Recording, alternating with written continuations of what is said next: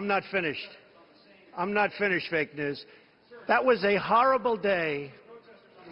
I asked at the previous estimates some questions in relation to the Violence Against Women campaign.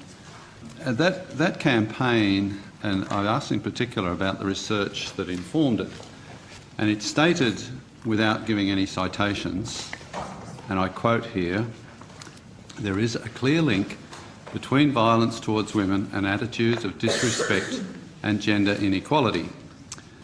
Senator, the campaign is based on a range of research, including international and domestic research, including the World Health Organisation preventing intimate partner and sexual violence against women, taking action and generating evidence, as well as the ANRO's research for the Australian Bureau of Statistics Personal Safety Survey.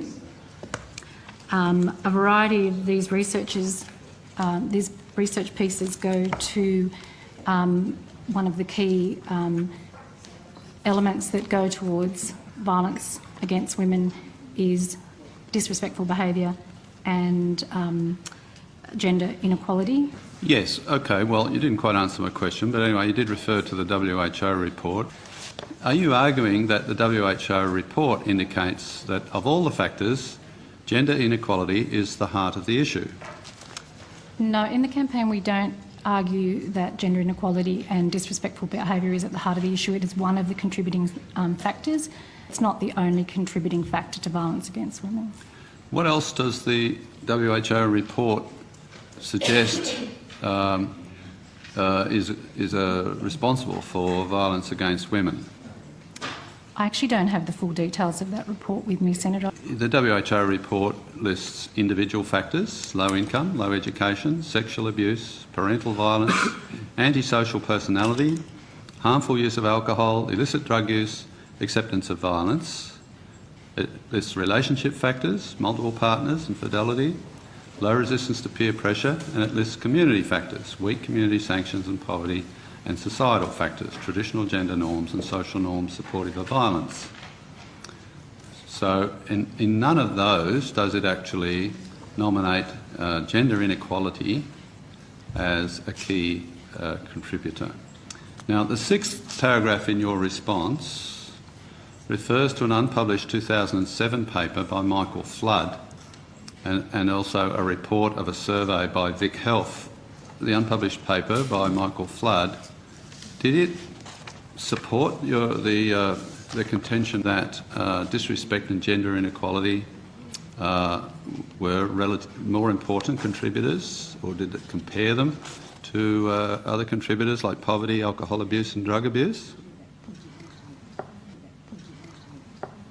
Senator, I'm not aware it gave it any greater importance in that research. Did the survey compare the contribution of disrespect and gender inequality to violence against women against other factors like poverty, alcohol abuse and drug abuse?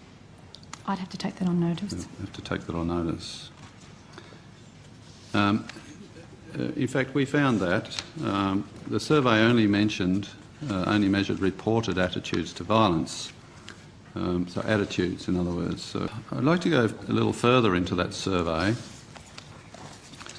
That survey, which you cited as a source for a reference source for to underpin the Violence Against Women campaign, it states that it is an area of concern that only 60% of young people agree that violence against women is common. So that raises the question, can you definitively say that violence against women is common?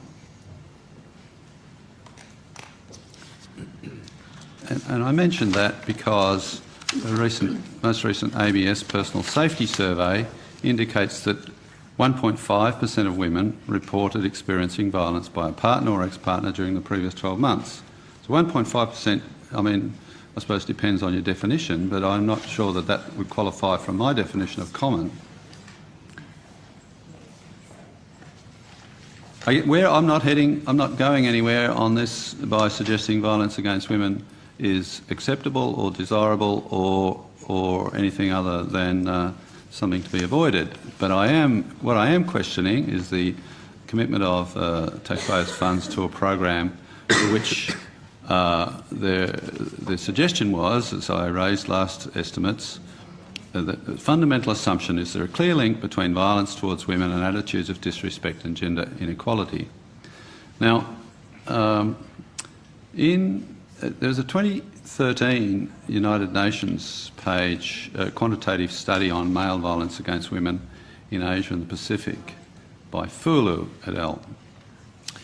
It indicated that low gender equitable attitudes were less important factors explaining intimate partner violence than nearly every other factor listed, including the number of lifetime sexual partners, childhood abuse or neglect, a lack of education, food insecurity, depression and alcohol abuse. Do you consider this UN study to be a credible source? I'm not privy to the detail of that study, Senator, so I can't make comment on it. What I'm suggesting to you is that there is a danger, and I'm suspicious that you have selectively taken the evidence rather than taken it as a whole. Because what you've sent me so far does not do it justice, in my view, and I suspect that the program is misdirected, and it could be more successful if it was redirected. Do you think overweight people are just lazy? I do think overweight people are lazy. The hardest thing to do is to stand in front of the mirror, say that you have got the problem, you've caused the problem, there's no excuses, and you're the only person that can do something about it. I kept waiting in the specials for you to address other issues, Katie, such as, thyroid problems, medical issues, genetic predispositions, socioeconomic status, income, education, and none of that was mentioned. What you did right there is what everybody does, and it's what I won't stand for, and what I don't think America should tolerate anymore either. And that's a whole list of excuses as to why it's not your problem. Well, learn this and learn it well. It is your problem. I would like to, for a moment, ask you some questions about the economics of job getting in terms of the blacks versus the whites. The statistics I was able to pull together indicate that at the present time, white males make $17,427 on an average basis for the year. Black males make $12,738. White females make $10,244, and black females make $9,476. It is clear from these figures, as indeed I think it's clear to most of us from what we see, that there is a discrimination against blacks and against women in our present system. Since not all blacks will be superior, how would you try to even that out so that there would be some equality of job opportunities? I'm sorry you missed the earlier part of the program when I pointed out that where you find people not represented evenly, that does not show the institutional effect, because almost nowhere in human affairs do you find people evenly represented. Well, if you compare comparable people with respect to age, with respect to education, etc., you get a totally different picture, both with respect to blacks and women. Now, the figures that I saw, for example, show more recently that if you take black families where the husband and wife are both college educated and compare them to a white family where the husband and wife are both college educated, the black family is now earning $2,000 a year more. The problem is that very few blacks fall in that category. That when you compare category for category, then we're talking about getting people a decent education. I'm saying that you cannot say that numbers collected at the employer's place of business reflect simply the employer's policies.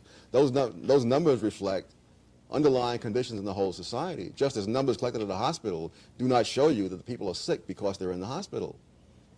No, I would agree with that, but you would also have to agree that, generally speaking, women are paid less, for example, for the same jobs as men. No, I would not. I would not agree with that. If you're talking about women with the same number of years of experience, with the same continuous service, etc., etc., then when I look at that, I don't find that disparity. I find, for example, in many cases, the women are making more, depending on how you break the data down. The difference with women is between married women and everybody else. That's the real difference. Well, even as to single women, the Census Bureau statistics, the most recent ones I could find, 1978, say that single men are earning $11,100 and single women are earning $9,300. Yes, I love the word single that is used. When I did my study, I didn't use single, I used never married.